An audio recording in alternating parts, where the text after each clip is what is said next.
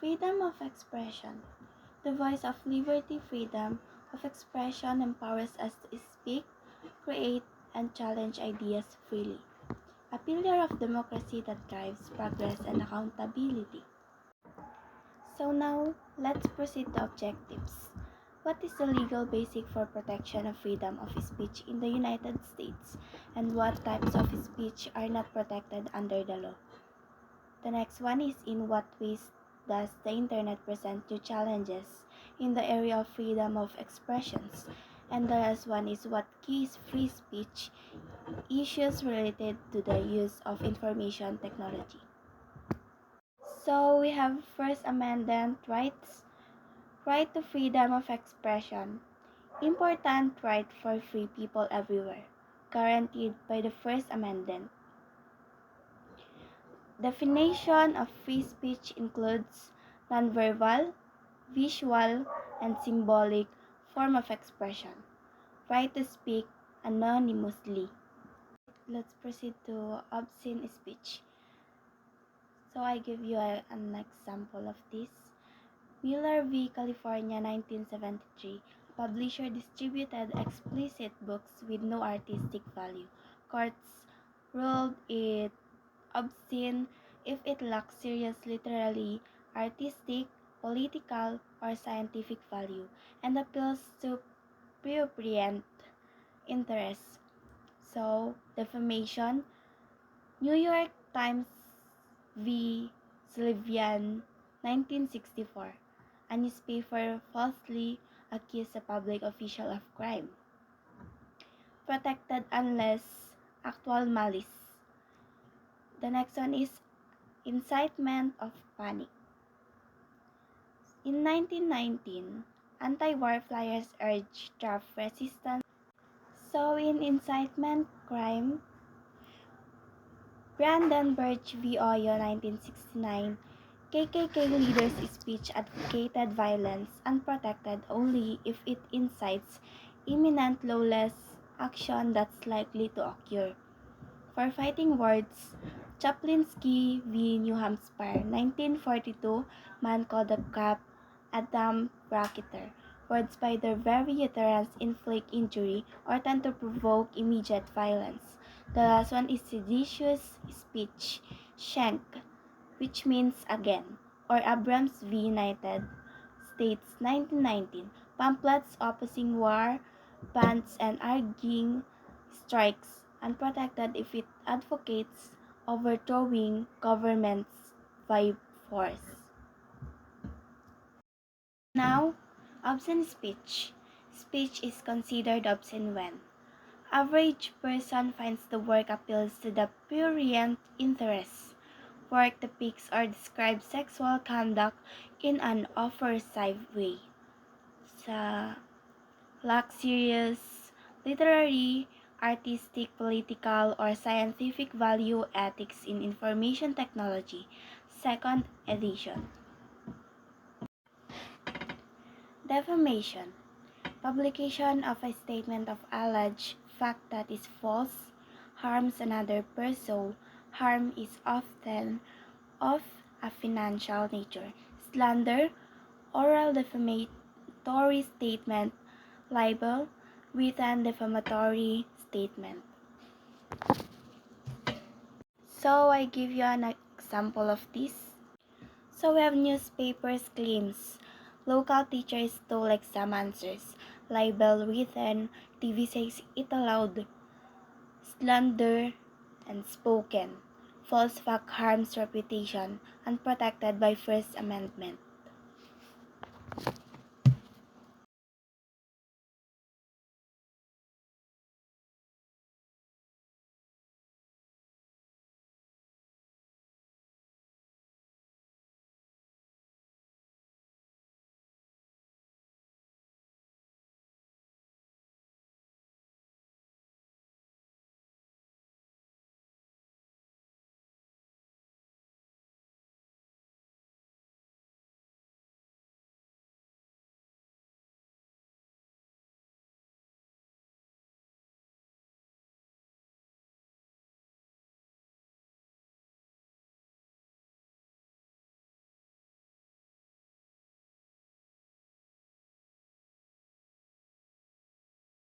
URL filtering.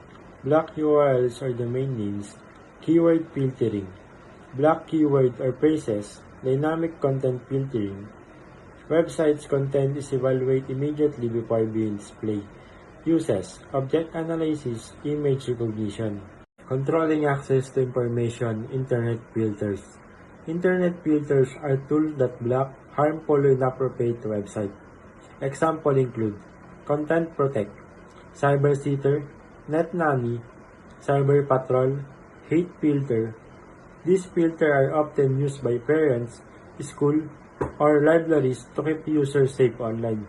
They work by blocking certain websites or content categories. ICRA rating system. Questionnaire for web authors. Generate a content label. Use platform for internet content selection standards. User can configure browser to read the label to block content. Relies on web authors to rate their site, complement to other filtering techniques. Controlling access to information, ISP blocking. ISP blocking, Internet Service Provider. Blocking means that internet provider block access to certain website. The blocking happens on the ISP's server, not on the user's device. Server like ClearSale, Family.net are used to prevent access to specific website. This method is often used for family-safe or child-safe internet plans. Federally financial schools and libraries must block computer access to obscene material, pornography, anything considered harmful to minors. Schools and libraries subject to CIPA do not receive internet access discount unless they certify that internet safety measures are in place, required to adopt a policy to monitor the online activities of minors. CIPA does not require the tracking of internet use by minors or adults. Acceptable use policy agreement is an essential element of a successful program in school, signed by students, parents, employees. A John Doe lawsuit is a legal action filed against an unidentified person in the digital world. People often post comments or leak information using fake names or staying completely anonymous. Since a lawyer can sue Internet user 123 without a real name and address, and they use John Doe as a temporary placeholder. Anonymity. It is the right of a person to express opinion without revealing their identity. Example, using a dummy account or an anonymous remailer that hides the sender's email address. It is good for protection, but it can also be misused for wrongdoing, such as fraud or harassment. National Security Letters, or NSL, letter issued by the Federal Bureau of Investigation requiring banks and financial institutions to provide records of suspected terrorists or spies. Under the USA Patriot Act, the FBI can use NSL for intelligence and terrorism investigation. National Security Letters, or NSL, under the USA Patriot Act. NSL include a gag provision, meaning companies are not allowed to inform customers that they are being investigated. The Intelligence Authorization Act for fiscal year 2004 expanded the scope beyond financial institutions to also include internet service providers. Defamation and hate speech, saying or writing harmful things about someone that can be get you in legal trouble. Example, threatening a message, sending a private email or message saying I'm going to hurt you. Hate motivated posts, posting a website I will attack a people of X group, showing intent to commit violence. Libel writing, online that someone committed a crime they didn't, damaging their reputation. This action can be prosecuted under the law because they harm others. Pornography. Companies should take reasonable steps to prevent access in the workplace by creating a clear computer usage policy, prohibiting access to pornography websites, identifying employees who violated the policy, taking proper action against violators.